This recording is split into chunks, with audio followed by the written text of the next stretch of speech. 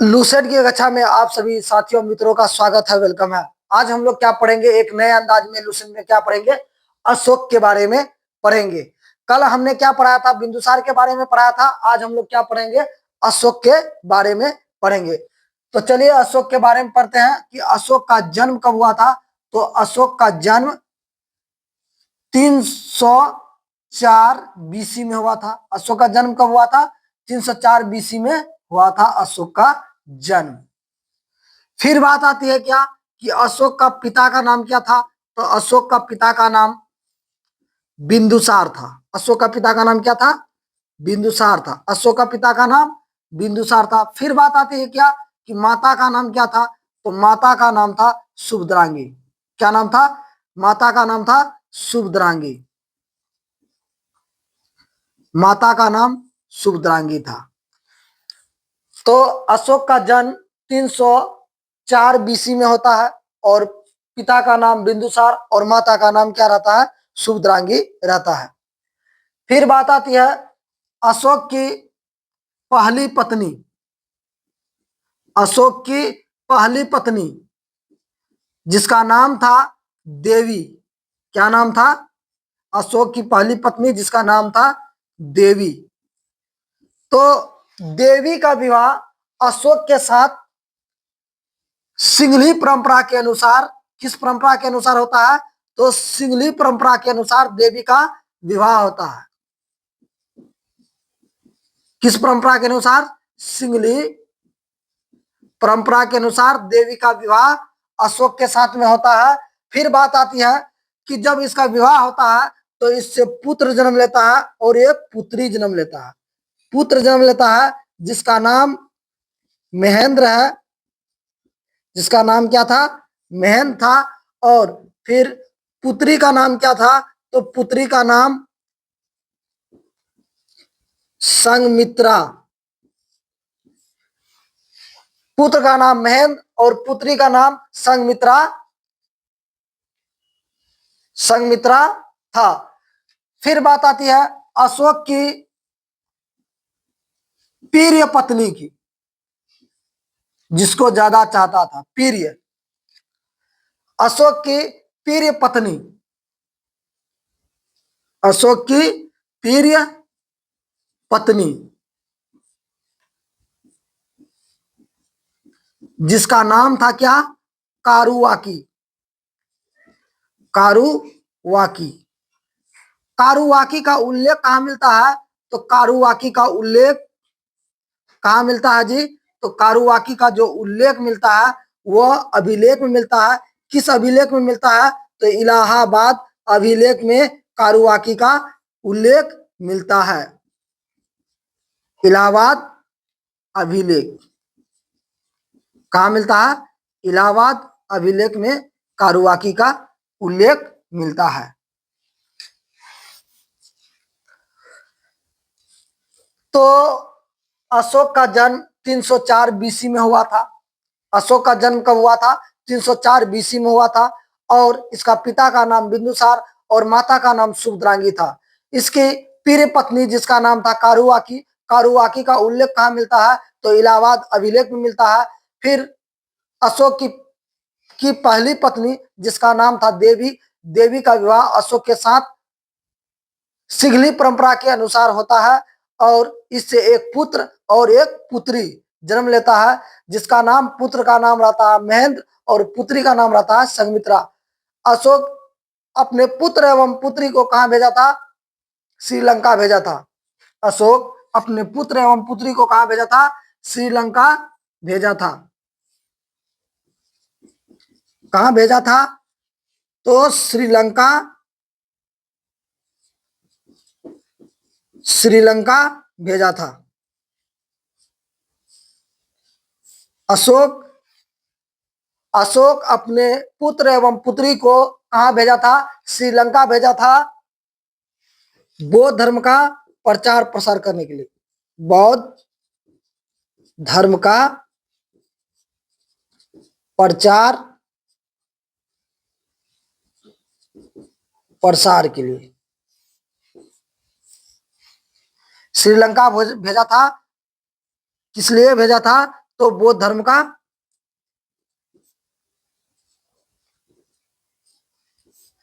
किस लिए भेजा था? तो बौद्ध धर्म का प्रचार प्रसार करने के लिए अपने पुत्र एवं पुत्री को अशोक भेजा था। फिर बात आती है क्या, अशोक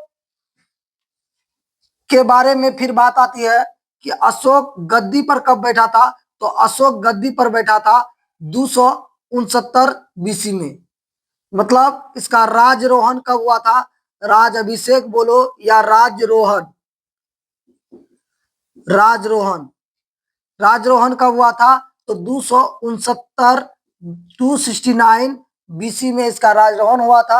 अशोक, जब अशोक का राजरोहन हुआ था मतलब राजगद्दी पर बैठा था, तो उस समय अशोक क्या था? अवंती का राजपाल था।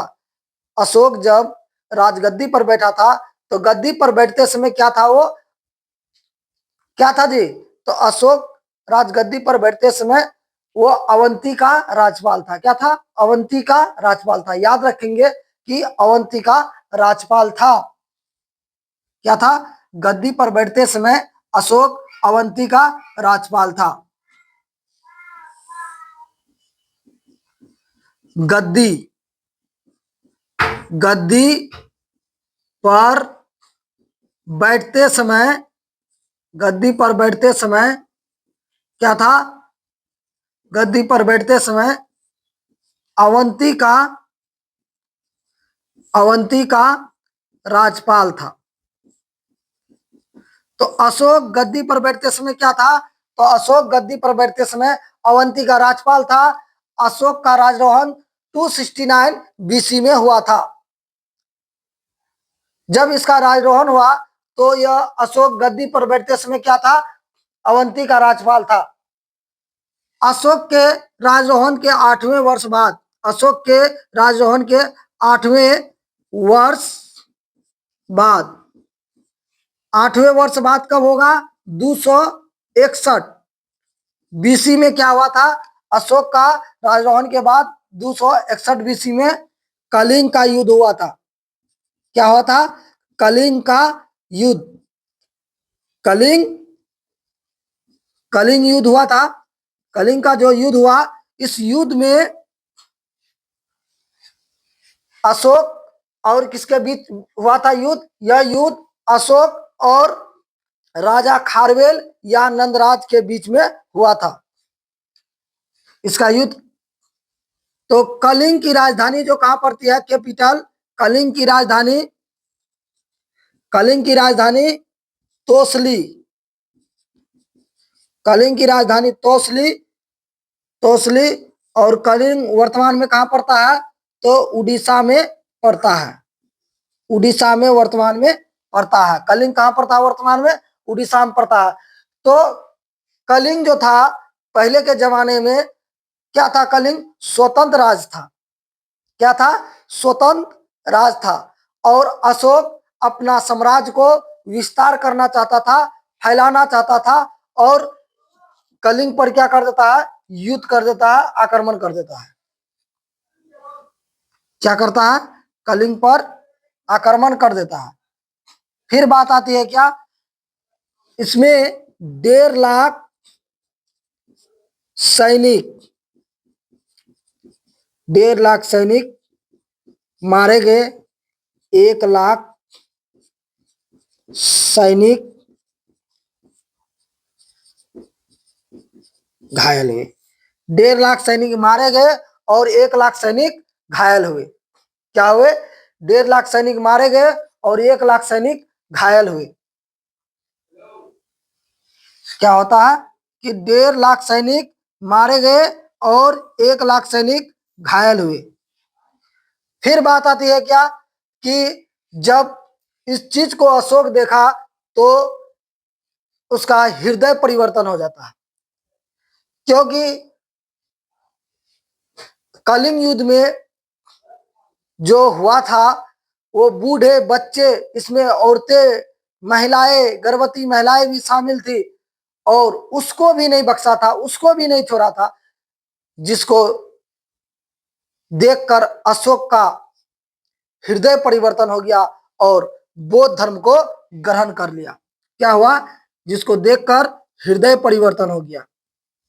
क्या हुआ? हृदय परिवर्तन हो गया। हृदय हृदय हृदय परिवर्तन हो जाता है और किस धर्म को अपना लेता है? बौद्ध धर्म को अपना लेता है। बौद्ध धर्म को अपना लेता है। तो कलिंग का जो युद्ध हुआ वो किसके किसके बीच युद्ध हुआ? तो अशोक और राजा खारवेल या नंदराज बोलो। राजा अशोक प्लस राजा खारवेल या नंदराज के बीच में युद्ध होता है। इस युद्ध में क्या होता है जी? इस युद्ध में राजा खारवेल या नंदराज हार जाता है। इसमें 1.5 लाख सैनिक मारे जाते हैं और 1 लाख सैनिक घायल होते हैं, जिससे अशोक का हृदय परिवर्तन हो जाता है और बौद्ध धर्म को ग्रहण कर लेता है। बौद्ध धर्म को क्या करता है? ग्रहण कर लेता है। तो इसी प्रकार एक नए अवतार, एक नए अंदाज में आप लोग यदि लुसेंट पढ़ना चाहते हैं तो मेरे चैनल में जाइए और लाइक कीजिए और सब्सक्राइब कीजिए। और यूट्यूब में जाकर आपको सीधा कुछ नहीं लिखना है, जाके बोलना है या सर्च करना है कि लिखना है आपको सपना क्लास और मेरा लोगो देखेगा। जैसे ही लोगो देखेगा मेरा और वहां पर टच करना है, क्लिक करना है और मैं सारा का सारा वीडियो वहीं पर डालता हूं। आप लोग लुसेंट में बाबा बन सकते हैं। तो अशोक का स्टोरी आप लोग इस प्रकार बना सकते हैं, ठीक है? अशोक का स्टोरी इस प्रकार बना सकते हैं और लुसेंट में आप लोग बाबा बन सकते हैं। तो आइए अशोक का स्टोरी को समझते हैं। अशोक का जन्म 304 बीसी में हुआ था। पिता का नाम बिंदुसार था और माता का नाम सुभद्रांगी था और पहली पत्नी जिसका नाम था देवी, और इसका विवाह अशोक के साथ सिंघली परंपरा के अनुसार होता है। जब इसका विवाह होता है तो इसके एक पुत्र और एक पुत्री जन्म लेता है। एक पुत्र का नाम महेंद्र और पुत्री का नाम संघमित्रा रहता है। इन पुत्र एवं पुत्री को अशोक कहाँ भेजता है? तो श्रीलंका भेजता है। किस लिए भेजता है? तो याद रखेंगे, बौद्ध धर्म का प्रचार प्रसार करने के लिए अशोक अपने पुत्र एवं पुत्री महेंद्र और संघमित्रा को बौद्ध धर्म का प्रचार प्रसार करने के लिए भेजता है। फिर बात आती है कि इसकी प्रिय पत्नी का नाम क्या था? तो इसकी प्रिय पत्नी का नाम कारुवाकी था, जिसका उल्लेख अभिलेख में मिलता है। वो कौन सा अभिलेख में मिलता है? तो याद रखेंगे, इलाहाबाद अभिलेख में मिलता है। अशोक का जब राजरोहण होता है 269 बीसी में, तो उस समय अशोक गद्दी पर बैठते समय, राजगद्दी पर बैठते समय क्या रहता है? अवंती का राजपाल रहता है। राजरोहण के 8वें वर्ष क्या होता है? कलिंग का युद्ध होता है। क्या होता है? राजरोहण के 8वें वर्ष बाद कलिंग का युद्ध होता है। इस युद्ध में जो युद्ध होता है, तो यह जो युद्ध होता है अशोक और राजा खारवेल के बीच में होता है। तो इसमें राजा खारवेल हार जाता है। कलिंग का जो युद्ध होता है, इस युद्ध में यह युद्ध जो होता है किसके किसके बीच युद्ध होता है? अशोक और राजा खारवेल के बीच यह युद्ध होता है। इस युद्ध में राजा खारवेल बोलो या नंदराज बोलो, यह हार जाता है। इसमें 1.5 लाख सैनिक मारे जाते हैं और 1 लाख सैनिक घायल होते हैं। इस युद्ध में जो शामिल होने वाले जो बच्चे, बूढ़े, गर्भवती महिलाएं, उसको भी नहीं छोड़ा जाता है, उसको भी काट दिया जाता है। क्योंकि उस समय जो अशोक अपना साम्राज्य को विस्तार करना चाहता है, जिस कारण से ये कलिंग पर युद्ध कर देता है। फिर बात आती है क्या कि जब यह कलिंग पर युद्ध करता है, तो कलिंग की राजधानी उस समय क्या थी? तोसली थी और वर्तमान में उड़ीसा में पड़ता है। कहाँ पड़ता है? वर्तमान में उड़ीसा में पड़ता है। उस समय कलिंग जो था वो स्वतंत्र राज था और यह अपने साम्राज्य को फैलाना चाहता था अशोक, इसलिए उस पर आक्रमण कर देता है। और इस युद्ध में अशोक सफल भी होते हैं।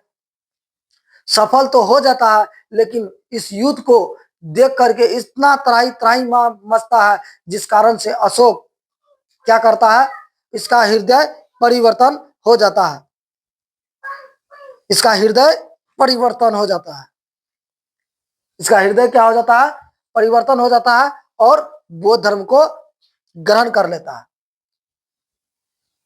तो बौद्ध धर्म जो ग्रहण करता है, इसका पता कहाँ चलता है, तो इसका पता अभिलेखों में चलता है। तो बौद्ध धर्म अशोक जो ग्रहण करता है, इसके बारे में पता हम लोगों को कहाँ चलता है, तो अभिलेख में पता चलता है। कहाँ पता चलता है, अभिलेख में पता चलता है।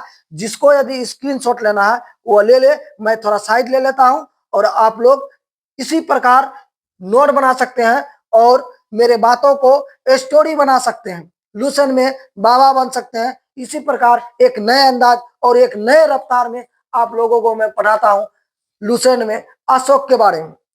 तो यदि वीडियो अच्छी लगे तो आप लोग लाइक कीजिएगा और शेयर कीजिएगा। जितना जितना लाइक कीजिएगा और शेयर कीजिएगा, मेरा उमंग और खुशी उतना बढ़ेगा, और जिस कारण से मैं हर एक दिन प्रत्येक दिन नया और नया नया वीडियो बनाता रहूंगा। ठीक है, तो आप लोग यदि लूसेंट में बाबा बनना चाहते हैं तो अशोक की स्टोरी इस प्रकार आप लोग बना सकते हैं। तो लीजिए, आप लोग स्क्रीनशॉट ले लीजिए।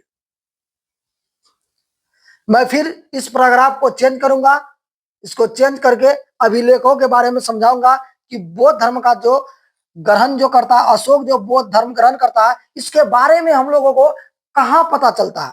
बौद्ध धर्म जो अशोक ग्रहण करता है, इसके बारे में हम लोगों को कहाँ पता चलता है, तो अभिलेख में पता चलता है। चलिए इसके बारे में हम समझाते हैं फिर आगे, और आप लोग स्क्रीनशॉट तब तक ले लीजिए।